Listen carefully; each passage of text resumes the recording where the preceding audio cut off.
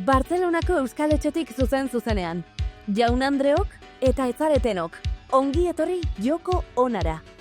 Zuekin, Olat Salvador, Andrea Aramburu eta Ainhoa Vitoria.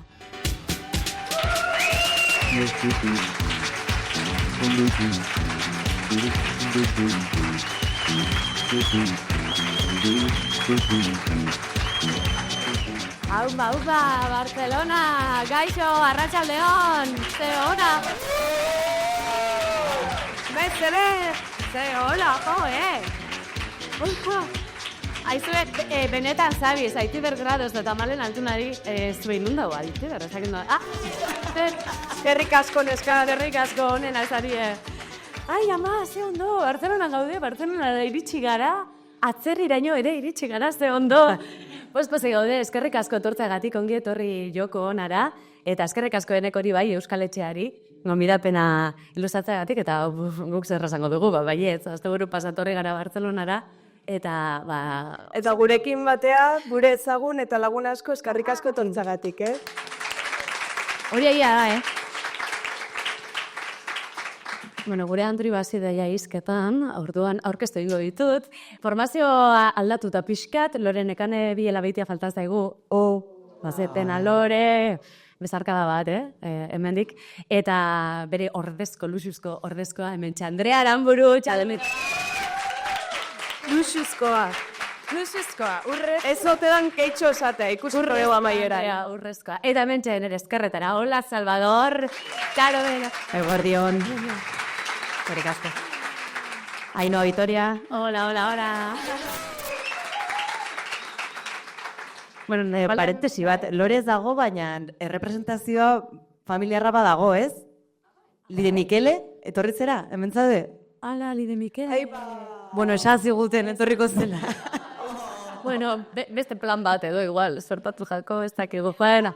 Edo berando, hori ere bai. Bueno, bezarka da bat bai. Lida. Atxaloak ere bai. Bueno, hementxe izango gara ordu betez hitz eta pitz, eta badakizu normalean, bueno, gure saio honetan ordu beteko saioa izaten ari da zuzeneko hauetan, eta gonbidatu bat izaten dugu. Gaurkoan ez, gaurkoan bi gonbidatu izango ditugu, Bartzelonaraino iritsita, guazen, ez da?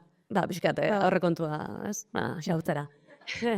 Saio amaieran etorriko da Judith Nederman, epe bat kaleratu berri du, ez dakitak izuen, artean izenekoa, euskeraz eta katalanez kantatuko du, kantatu du. Hortxe ari da, gure gonbidatua itzulpena egiten, Judithek ez duelako euskara ulertzen. Oraindik, eta ia laguntzen dio zuen pixkate hau ulertzen. Saio amaieran etorriko da, eta gainera aukera izango dugu, bera kantuan entzuteko, Olatzekin batera arituko delako, epe honetan Olatzek ere parte hartu duela beko, Izarok ere bai, Idoiak, Beak eta Marenek. Oietxek guztiek parte hartu dute artean epean, eta geroxeago, Olatz, izango dugu hortaz, eta kontatuko dizkiguzu, kontatu beharrekoak, eta aukera izango duzu, zuek bakarrik, publikoan hemen zaudetenok bakarrik gozatuko duzu akustikoaz. Hori bakarrik ez handakoa, bigarren gonbidatua ere badator, eta bera gurekin egongo da, saioan zehar. Nola azaldu, egingo dut olako errepasotxo bat, gauzazko egiten ditu, emakume polifastretikoa da, eta laburbilduta izango dugu pop kulturaren jarraitzaile sutsua dela, ronkomen fana, kultur komunikatzailea, eta interneteko xagutxoa ere bai. Holaxe definituko dugu. Ainhoa Martol hementxe da. Ainhoa...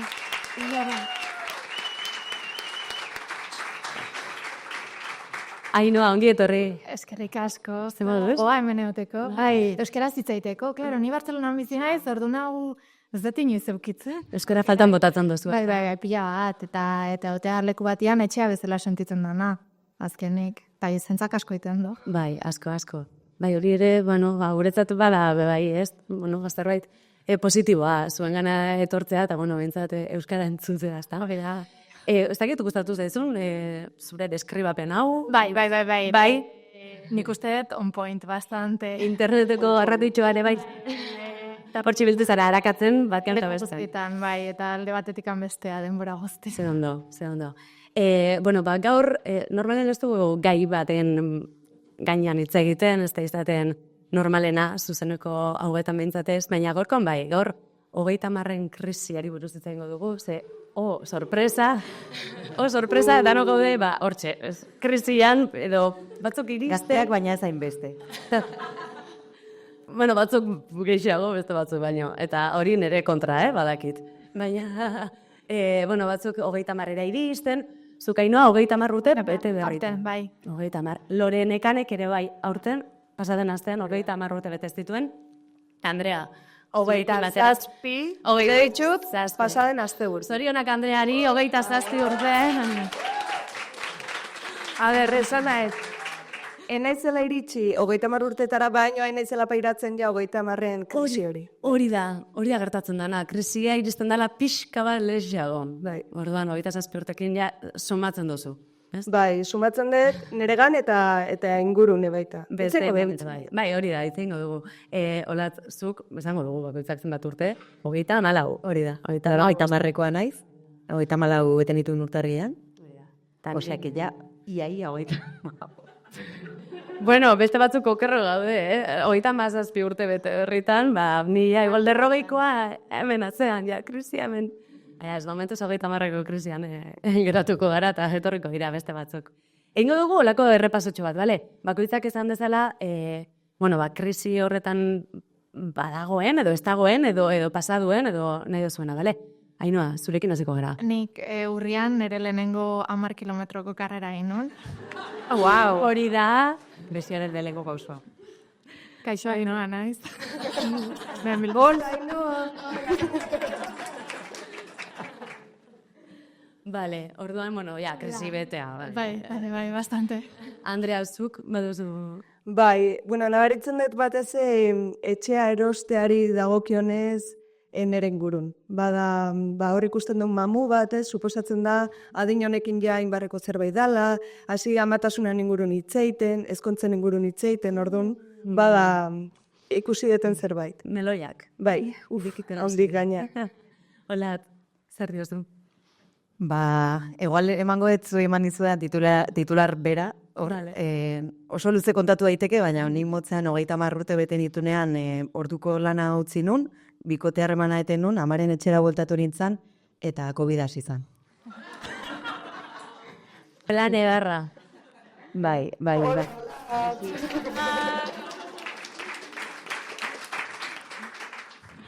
Badanok gutxi gora bera antzeko. Eta ekarri dizuet, ilustrazio bat hemen, Ainhoa lagunduko mesedez. Pixkat erakutsiko dugu internetan topatutako ilustrazio edo meme bat ere bai izalitekena. Eta hemen ikusiko ditugu lau emakume bakoitza mod batean, normalean 30 krisi horretan, gertatzen diren egoerak, ezta? Lehen da bizikoan emakume bat agertzen da landarez inguratuta. Bigarrenean, neska bat, air fryer bat erosita, eta oso poz. Hirugarrenean, Ainhoa, kontuz, lasterketa batean topera, baina nahiko gaizki. Aldan moduan. Eta azken egoera, neska batek bere bikotekideri izaten dio, Japonera bidaiatu nahi duela. Orduan, choose your fighter, aukeratu bat, hauetako nor zareten zuek edo, norekin, denak dio batek. Zer diozu, Ainhoa? Zuk, zure kasuan, spoiler. Nei ez dakiz zeba, kirolarenak ez ziteragin, momentuz. Itxoin urte. Baina dauzket 15 landara inguru etxen, ez dauket airfryerra, baina dauket panifikadora bat, ez dakiz zer dan okerragoa. Eta orden inden nire lehenengo bidaia luzea motxilera modon, orduan, Ostras, ia danak. Landarez inguratuta ere, bai. Bai, tope. Olat, zer diozu? Igual besteren bat, beste egoera bat okurritzen zaizu, ez? Ja, airfryerra badaukat. Landareak baditut baina hiltzen zaizkit, zakit krisiaren partean edo kontrakoa. Plastikoazkoak, orduan, onena.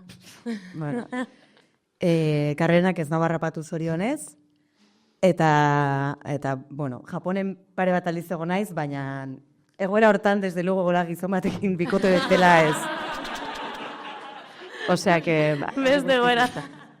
Bale.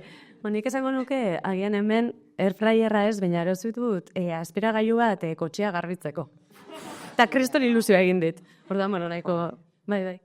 Parodia bagea, Bai. Krisi totala, ez? Azkenean. Bueno, hortxe, bakoitzak badaki, ze krisi mota bizitzen ari den, baina 30 krisiak zeharkatzen gaitu bai pertsonalki geroxeago hitz egingo dugu, baina profesionalki ere bai, ezta? Eta gure sentsazioa da kulturan artearekin zerikusia duten lanbidetan 30 krisi hau gehiago zeharkatzen duela, edo ez dakit. Gu danok antzera ibiltzen gara artean, kultura edo, bueno, edabideetan, ez dakit badu igual pixkat hegemonikoak ez diren lanak direla, eta adibidez, zure kasuan musikaria zara, zuk uste gehiago zeharkatzen zaitula beste lanbide mota bat duen norbaitekin konparatuta? Bai.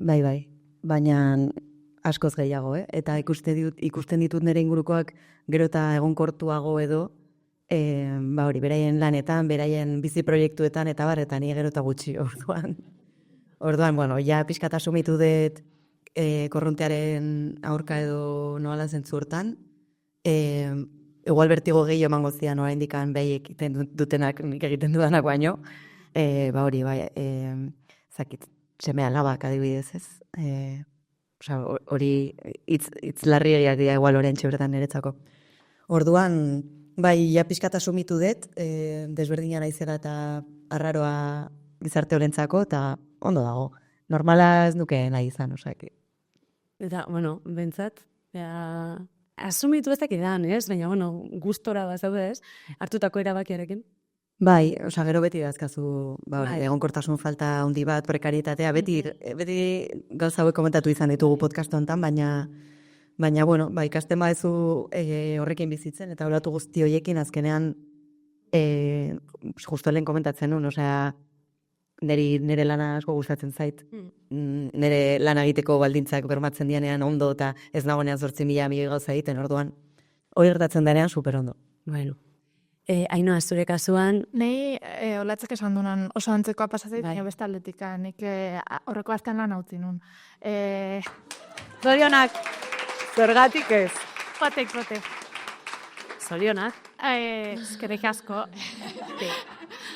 Egia da, eske pasatzen justu, ni beti kultura munduan ibili nintzen lanean, azkeneko pare bat urtetan liburuen komunikazioan sartutan egon, lan batean egonkorra zana, ondo bizi nitzana, baina bai iritsi zaitela 30 urteko krisi hau, eta ikusten dezuk egia dela kulturaren mundua prekarizazioaz baldin badator alde batetikan, beste batetikan datorrela. Eta ez baldin bada zaudela lanbila denbora guztian, da botoiak bezala iten dituzula kultura. Eta orduan ez dezu kulturarekiko erromantizazioa galtzea oso erresa da.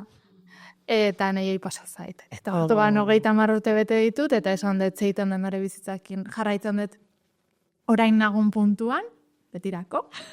Edo, hartzen dut hainikan gaztea naiz, gaztea gea, 30 urterekin, bale? Eta aldaketa bat itea erabaki dut, eta orduan, bueno, esan dut, olasiko naiz, eta fuera.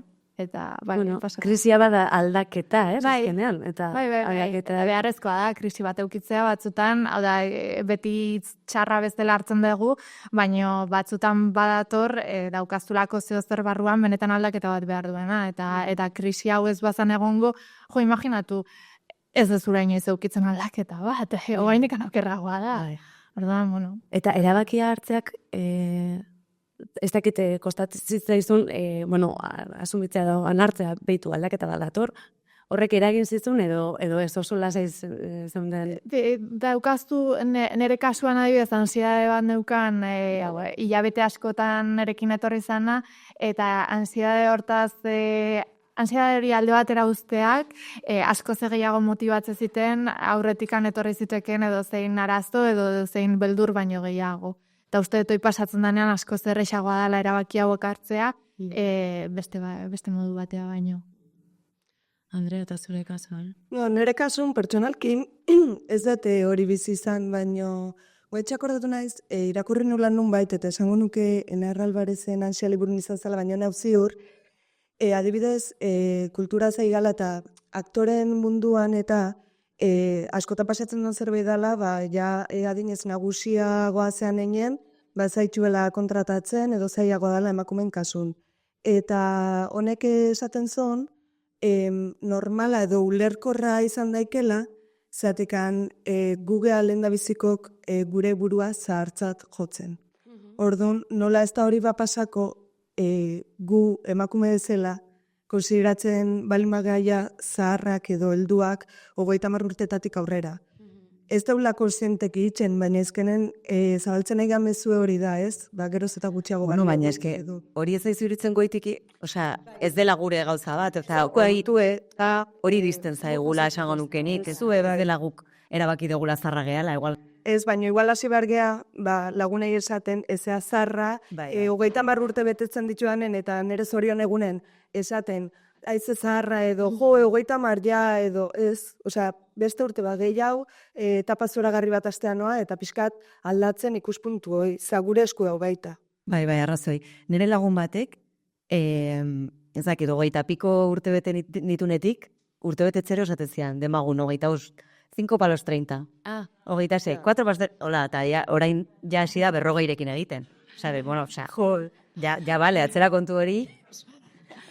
Estresara egiten dago, Bai, egia da, bueno, zure kasuan, Andrea, gazteako ez datari astara, eta gaztea, bai hori, bai guk badugu sama hori. Bai, hor dago presio txiki bat, zatekan gaztean lan etxe almezu, ulertzea matea edo, gazteen kodek, komunikatzeko erak eta danak ulertu baituzula. Eta nire bildurre pixka bat da, hemendik 10-15 urteta ez ulertzea, edo gaur egun, ordu ningo duten musika ez ulertzea, ez barneratzea, ez irrespetatzea.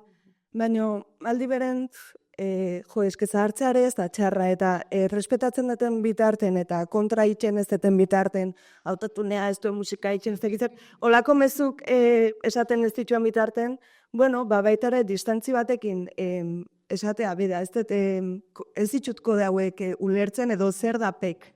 Galdetzen malmazu, naturaldi, ez ala ezer gertatzen, beste zea bat ezare, beste fase baten zare, eta jazta. Baina bada pixka presioa gaztea, eta noiz arte hongo naiz gaztean, gero ze pasako naue, Euskadi Irratia, albiste serio kontatza? Eskelak irakurtera azkenean. Edo, bai, ez dakit. Trafikon berri ematea, edo igandetan, Euskadi Irratian, meza.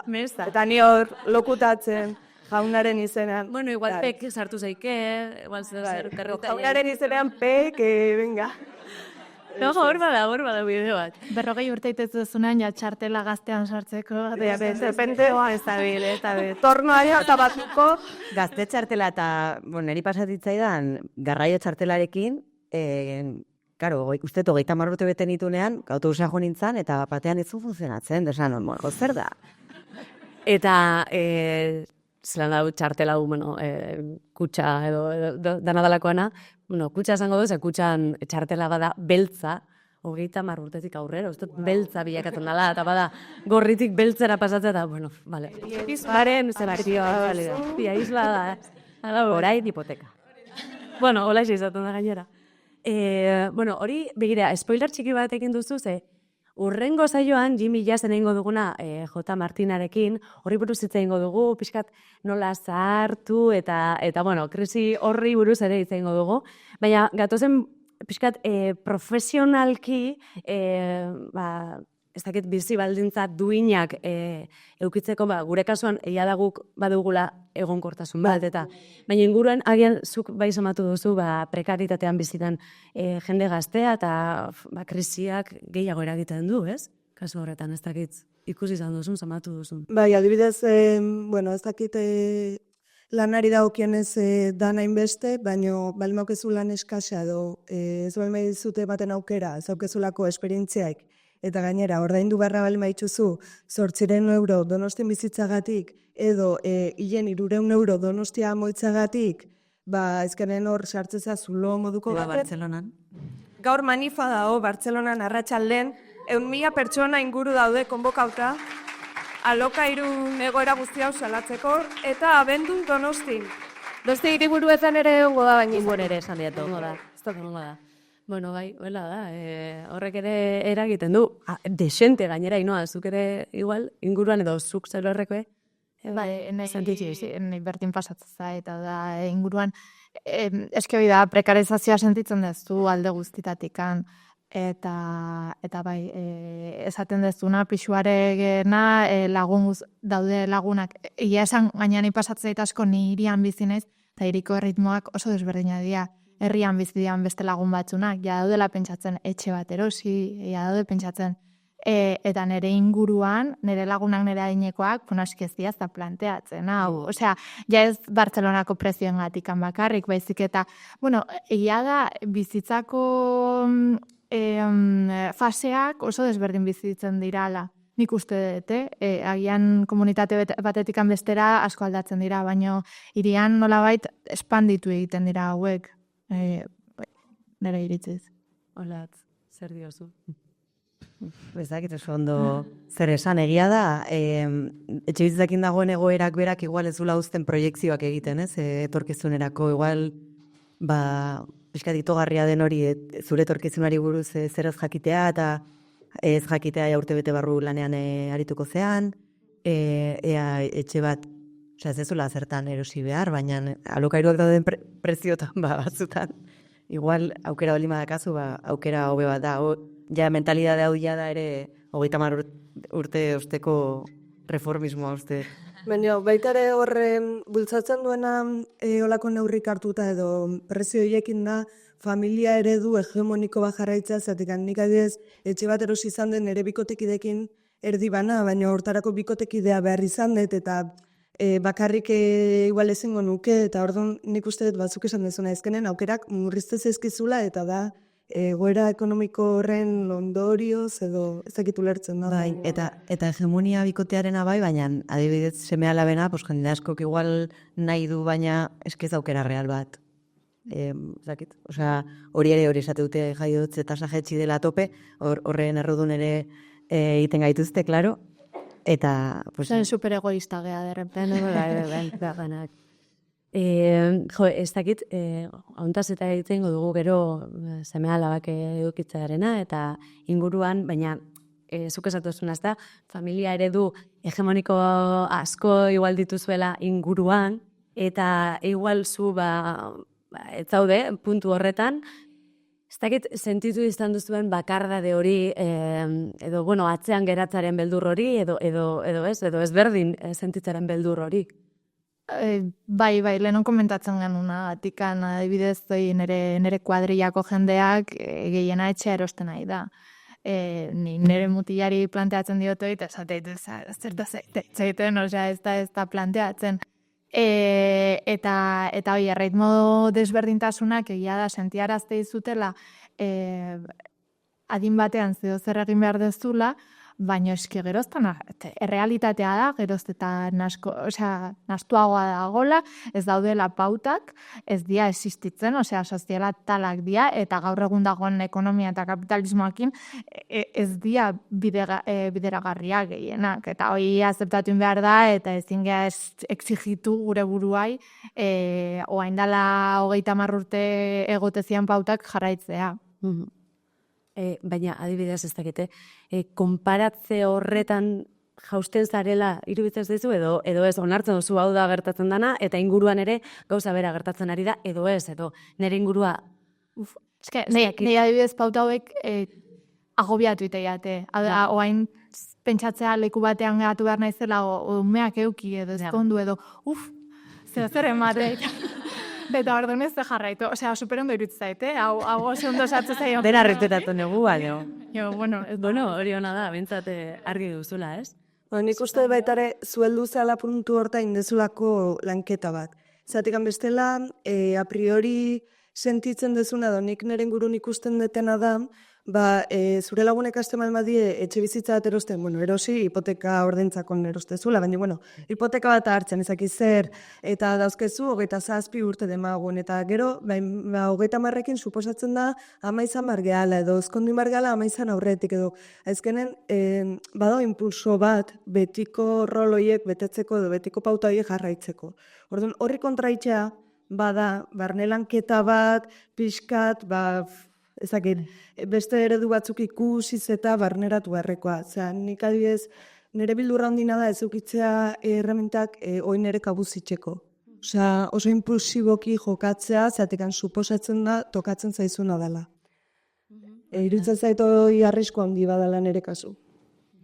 Ez da ditu bakarda de horren beldurrez, ez? Bai, klaro. Erabakitzen dituz. Bai. Edo igual enkajat, onarpenaren bila ere, ez? Igual hori da, jarraitzen dezula bidea jendeak esaten dizuna dezula, eta nik nola duela asko, ja utzi dio normatiba izateari, ja zain hainbeste kostatzen, eta baitut lagunak, nire elkarrizketak, nire bizirritmoak eta nire nahiko dinamikantzekoak ezagunak, ez? Nahiago dugu igual hori kontzertutara jun, bidaiatu, ezak zer, eta gero momentu bat, agian zuetako batzuk biziko zenuten, nun derrepente zure lagunak hasten dizketan, hori, hipoteka finkoa, edo malgua, edo ezak zer, edo reforma etxean, edo bapatean, ja, umeen unibertsoko gauzak, tipo, pañalen eta biberoia, ezak zenbat, eta, como arratsalde osoak pasaitzaketela hortaz hitz egiten, batean elkarrezketa gaiak aldatzen dira pila bat, eta segun zen zirkulotan zaden,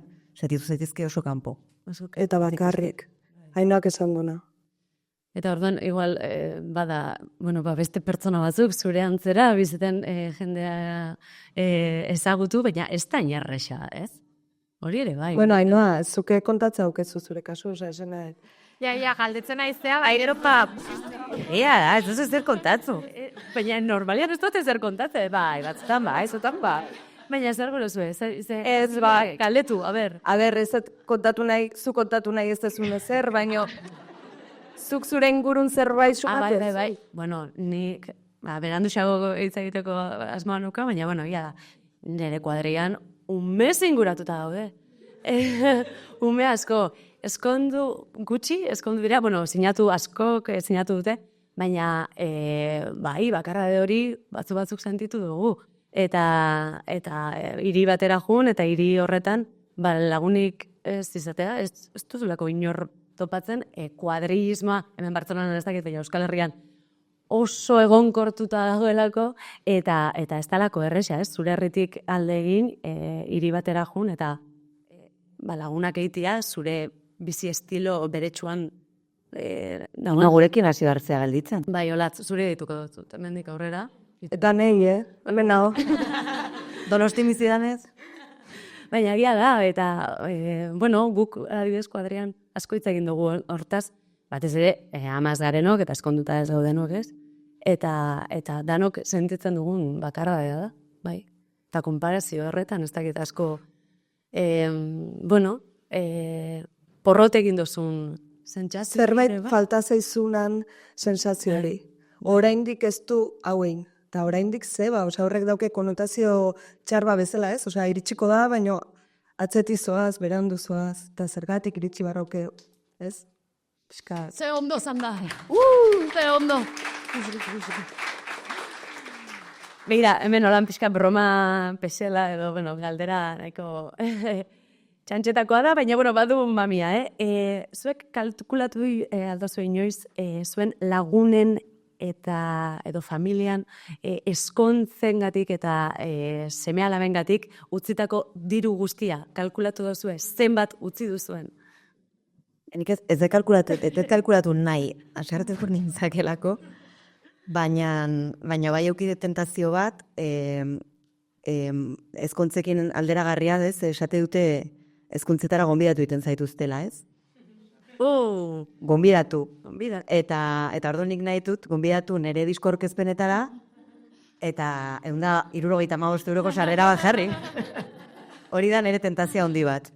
Ez dut egingo, klaro, baina fantasiatzen dut horrekin.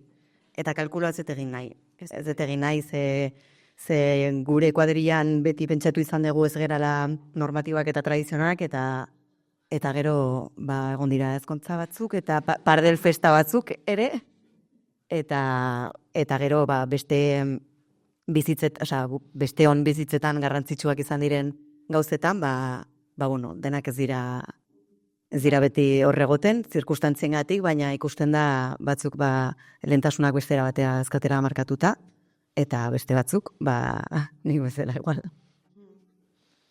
Nik ere ez dut kalkulatu nahi. Baina eta iruditzen zaitela ezkontzen eredua gaur egun da gauza antikuatua. Nik ez dut ulertzen. Nolatan gaude indikan supernormala iteza egula olako bodorrio deitzen dan gauza hau itea, eta hau izatea normala. Baldin baukaztu lagun bat superestradana, eta nahi dula, venga, vale, okei, baino denekin behar dutela, eta ez badezu iten, jadala pixka bat, eta zeatik, ez? Osea, Eta parafernalia, bero ez, despedida de soltera, konzeptu hori abolituko nuke ja. Osea, ez daude soltera, eske ez dut ulertzen ezer. Eta gero egitea, ridikulo horiek aletik, zakizen nota ematen, barkatu moztea, baina hori ja irutzen zait, como gehiago. Ez, eta ezkontzako estetika, eske honek arazo handia ditut. Ezkontzako estetika guztia, hau da, nola dia, txutxen, Gauzatik horri net. Candy shop. Mehoiezko olakoak de I love you. Forever. Olako estetika hau iruditzen zaitela. Zer representatzen du hoi zugan, parejan, ezakit, beste moduak egon behar dute egiteko, badakit badagola jendea egiten dituna gauza desberdinak, baina beti imaginatzen dut borrokatu behar dutela, behaien gurasokin, behaien inguruko guztikin, gauza zer desberdina nahi dutela, eta ezin du besteak norma izan. Bai. Nire kasun, ez dut diru asko gaztau, baina nire lankide bat ama izan da, nire lagun bat aurdun dago, eta petxatzea zeo zer oparitxu barko dietela, baina zeo oparitzen da. Ezakit. Umentzako ez errez, okiko duen nahikoa. Kotxeantzako aulkia eta olako gauza. Hoi garestiek da. Kuadrian ezka. Baina badaki zer pasako da nire ingurun, eta da, lehenengo ezkontzako despedida soltera izango da, ikaragarria jungo da super urruti, dirutza gaztauko deu, bosgarrenen ja, jungo geha behasen Donostia Renfen, iristen balmagea, eta pote batzuk hartu eta listo, baina nik uste hoi pasatzen dela baita, ez? Osea, nobedadea danen umetxo bat edo ezkontza bat edo hasieran danak egiten deula olin, eta gero ja bukaera bete tirando eta... Guk egiten diegu debutanteri edo, ama deboda egiten ari da nahi, oparia egiten diogu, asko gara, orduan opari asko egin ditugu, baina bigarrenari edo hirugarrenari ez. Hori ja, bizti bada, eta hainbeste ume. Eta guraso izan nahi ez duten eiz zerbait?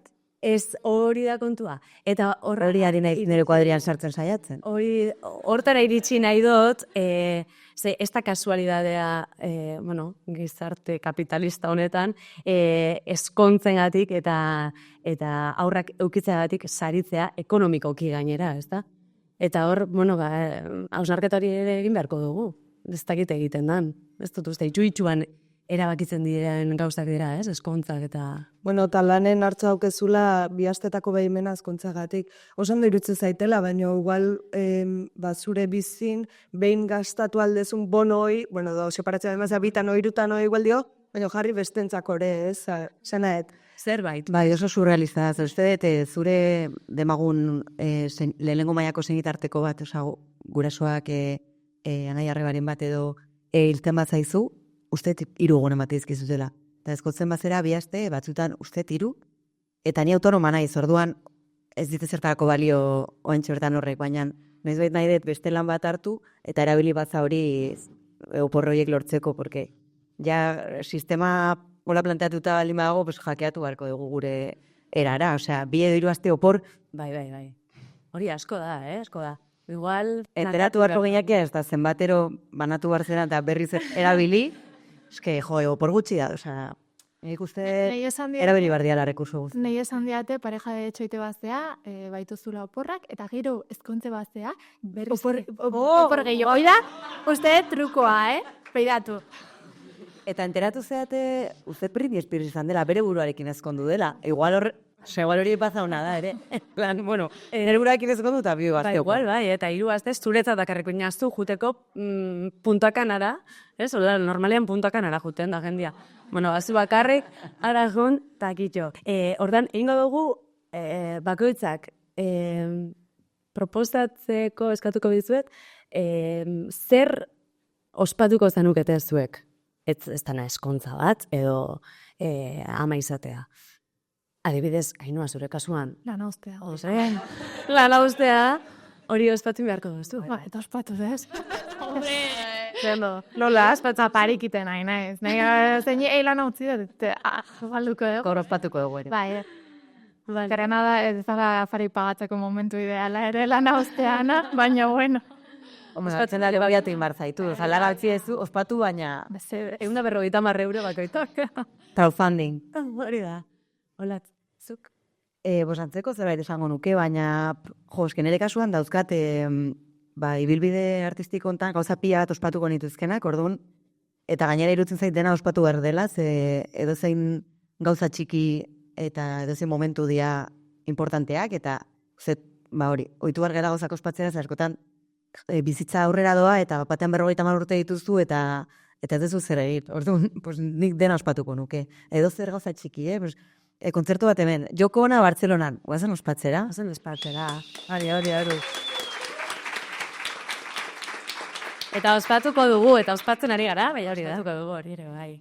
Andrea, zer ospatuko zenuke? Nik ospatuko nuke kasun arabera, baina igual nire lagun bati bildurre matean maio bastakit. Jendaurren itzeitea edo bere nagusiari ez esatea edo bere gurasoi izatea, ez daukela arrazoia, olako gauzak. Osea, pauso bat aurrea ematea, orokorren, netzako igual zaila izan daikena, beste atentzat ez da izango. Orduan hori. Gero zuritu bat hartu eta horregatik topa itea, hoxe. Beste gabe. Orduan, terapian aurrera pauso bat eman duzula, venga, bagozen. Terapiak asiz, otxein dezula, plan, kaixo, handean naiz, hau, zita bat emango, oi ospatzeko zer da, ez da bat ere erresa.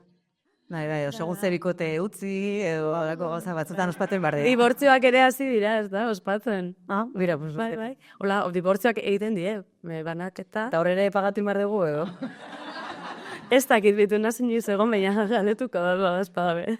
Zer baina azken aldian dibortzio gehiago igual eskontzak baino, Hori ere bai, gertatzen da. Bueno, ondo gaude bestela, edo? Zer... Ni ondo nago, Ondo, bai. Zer jarri da, pixka tragika hola, ez? Gauza txarrak izaten besteik ez. Krisiari buruz ez dugu gehiago eta ingo. Vale. Terapia egin dugu. Sartu da dia, paiazoa. Ez, negot, Ainhoari buruz itzein eta Ainhoaren proiektuari buruz itzein nahi dut. Gargola digital. Ez dakit ezagutzen duzuen newsletterra, Gargola digital, Ainhoaren newsletterra da, oso arrakastatxoa. Bueno, bai, bastante. Bai. Bastante arrakastatxoa. Nitzanetikan bastante, bai. Hain ditu, ia 7.000 jarraitzaile. Oso ondo. Igandero... Hoi da, igandero dialtzen deten newsletter bata, nola deskribituko nuke. Nik leno interneten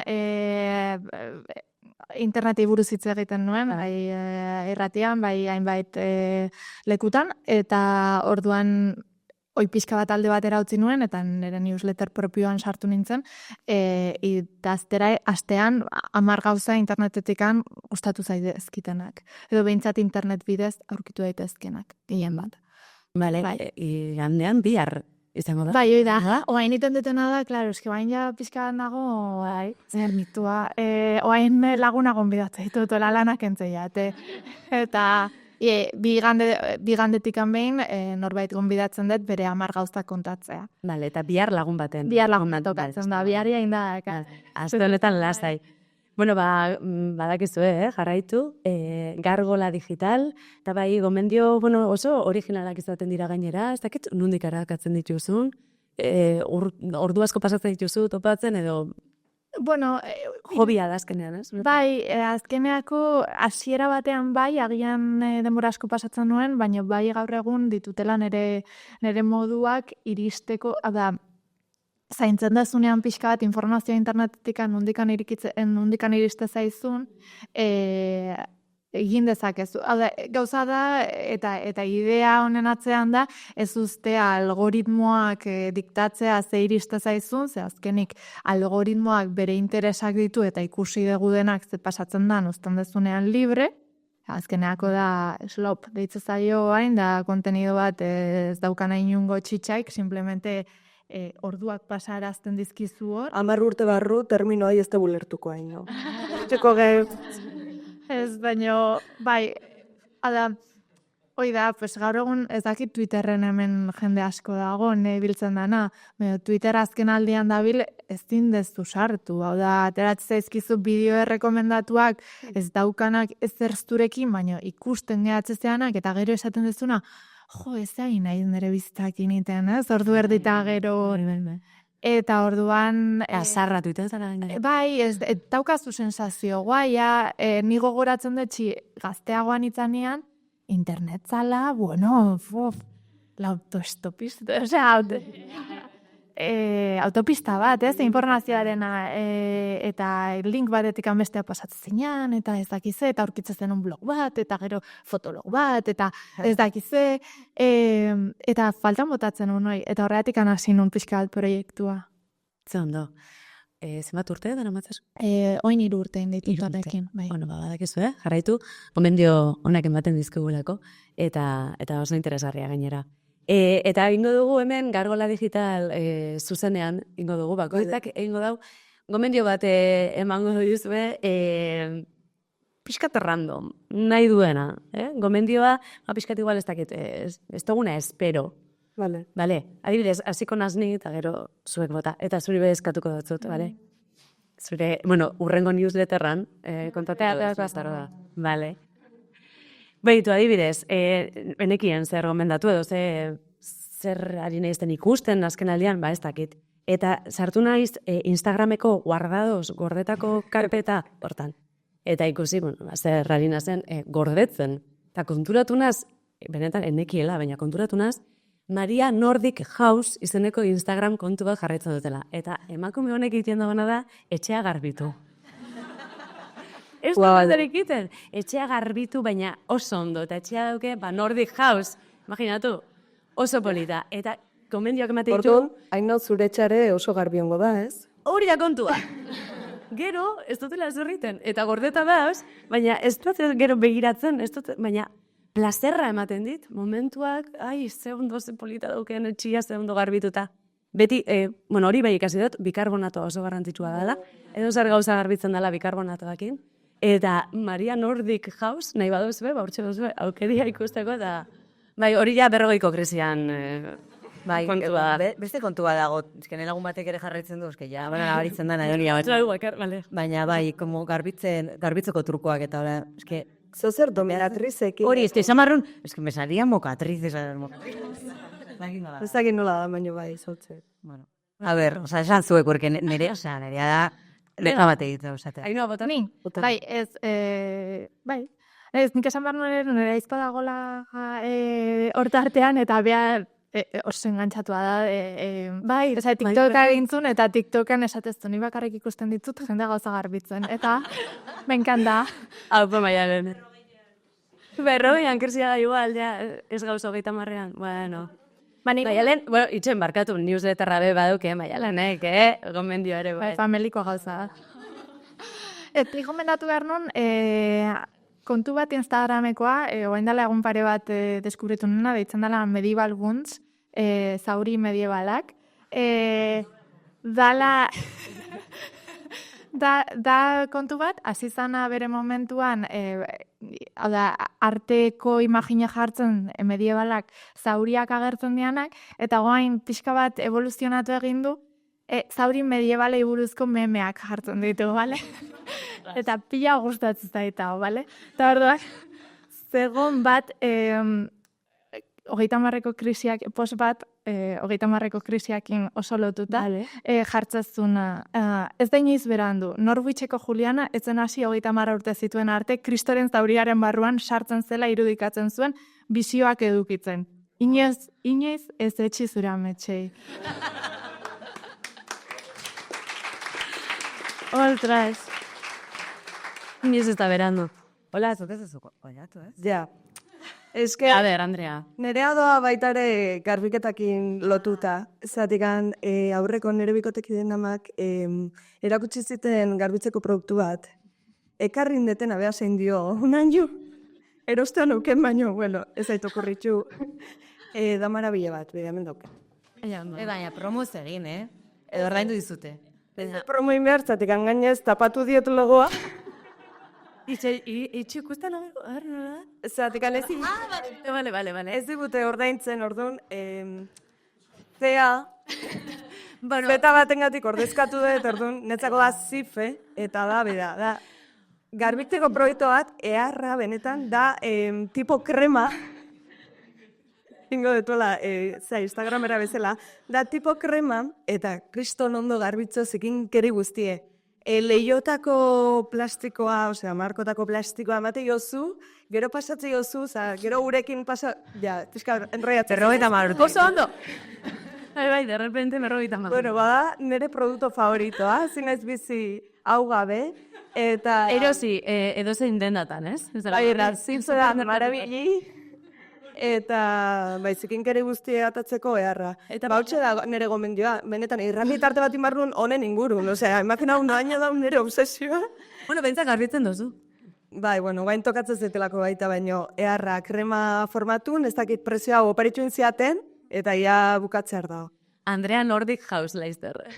Kontzu berria. A ber, baina hauetzan interneteko gomendioak. Berez, bota barra dituela. Esan barmena, ja gelitu da super jokuz kanpo. Ez. Baina, okurritu zait, beste gomendio bat. Balatzen ere baino gehiago, ustez. Uzakit. Ez orain okurritu zait, Instagramen jarraitzen detela kontu bat, eske ez nahi zain, okurrentea frikia, jarraitzen ditut gauza nahiko estandarrak.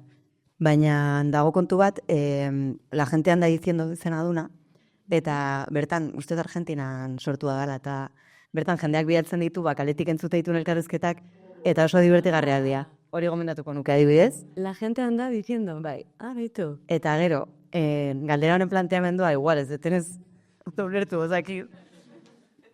Okurritu zain. Bota. Duela urte pila bat, ez epaitu, bare. Duela urte pila bat, gure lagunak gara tontakerien oso zaleak, eta bazdejon, bideo bat, dramatikat izena zuna, eta zegonkatu bat dola bizkarrez, eta entzuten zen musika dramatiko bat, eta erbente itezun, pum, eta agertzen zakatu arpegi dramatikoakin, ez dakizatik, kriston gara zain zigun, eta topatu genituen animali pila bat hori egiten. Eta hori okurritu zait bakarrik. Osea, ez nuke ez da gomendatuko, porque Bueno, da esango ezue. Boa. Oso ondo, dramatikat, ez zuentzat ere, gomendioa jarriko ditugu, gure deskribapenean. Hau ez jarra. Ai, zera? Eta zipenarez, ez diguela ordaintzen da nahi lehen Ez. Garbitzeko eskatuko dugu, eta listo. Aizue, oso gustora hemen, Oie, egin behar duguna da, gure bigarren gonbidatua, que tenemos aquí ya preparada, nos está mirando, claro, no entiendes nada de lo que estamos diciendo, pobre. Bueno, vamos a dar paso a Judith Nederman, que tiene muchas cosas para contarnos. Vamos a hablar en castellano para que nos entendemos todos, como dicen algunos. Barkatu que todavía no parlaamos catalán. Que no sabemos hablar catalán, Judith. Txalo bero ba, Judith. Andrea, esertzuk.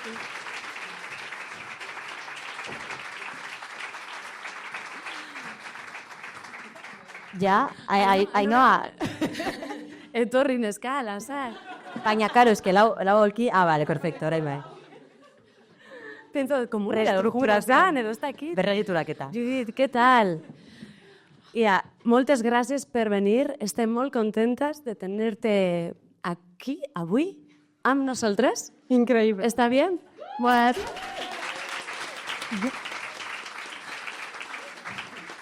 Oie, oso pozik nago etortzeagatik, Bai. eta zuek etortzeagatik ere bai. Jo, Judit, es un placer tenerte aquí, ¿eh? Es un placer. Bueno, Judit, acabas de sacar este EP Artean en euskera y en catalán. Antes nos decías que, wow, pues sí, lo he hecho. Y la gente me ha dicho, ¿qué? ¿Cómo? Pues lo voy a hacer. Y lo has hecho. Sí, la verdad es que nació así un poco sorprendentemente, porque mi manager, que es de Mallorca, se llama Catalina, ella va a las típicas ferias así a encontrarse con otros managers, es una situación cero poética, pero ahí conoció a Ñaco Beato, que es el manager de Olats, y ellos dos hablando dijeron, ¿por qué no las juntamos y que se conozcan y que canten una en el concierto de otra? Qué guay. Y eso era como una especie de estrategia de estas esferas, ¿no? Del business, digamos. Pero resultó ser un regalazo porque conocí... Yo ya la conocía antes, Yo lo siento. Lasai. Soy Lasai, exacto. Sí, todo el día me decían Lasai, y yo, ¿pero qué significa? Y me dijeron, tranqui. Digo, hostia, sí que estoy nerviosa todo el día, porque todo el rato Lasai. Bueno, Vamos bastante. Barkatu, no te conocía, era un error vital, pero ya lo he enmendado. Te perdono. Bueno, nos conocimos, cantamos juntas y fue como súper bonito. Y a partir de ahí yo empecé a trabajar un poco también con Ñaco, nos empezó a llevar a Euskadi a tocar con mi banda. Y entonces, bueno, nació un interés genuino ya lo tenía, ¿no? Como ciudadana del mundo, pero musicalmente, pues al intentar conectar más con el público de allí, Olats también me invitó a un concierto donde había un montón de artistas de allí, pude ver un poco la realidad musical. Paralelamente, Idoia Azurmendi me mandó un mensaje por Instagram, que lo tenía en la carpeta esta de request, ¿sabes? Como Sí. que decía, hola, mira, igual te parece raro, pero yo soy de Euskadi, voy a cantar en Vic, no sé si te apetecería venirte y nos cantamos una canción.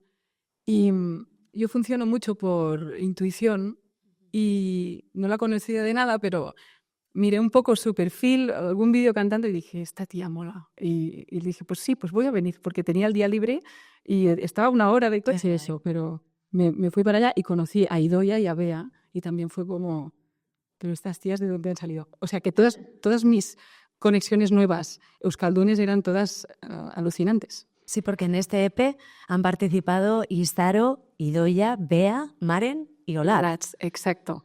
Y además Olats ha tenido un papel bastante importante. Estuvisteis en Mallorca juntas Sí. creando estas canciones. Lo de estar en Mallorca es como... A ver, es que, perdona que intervenga, pero es que a mí de repente me dices, creo que voy a hacer algo en euskera, y yo, ¿sí? Y yo, wow, qué locura. Y yo, ojo, pues para lo que necesites, dime. Y de repente, al tiempo me dice, oye, una cosa, he pensado que si de verdad me quieres ayudar y tal, podemos ir a hacer una residencia artística en Mallorca.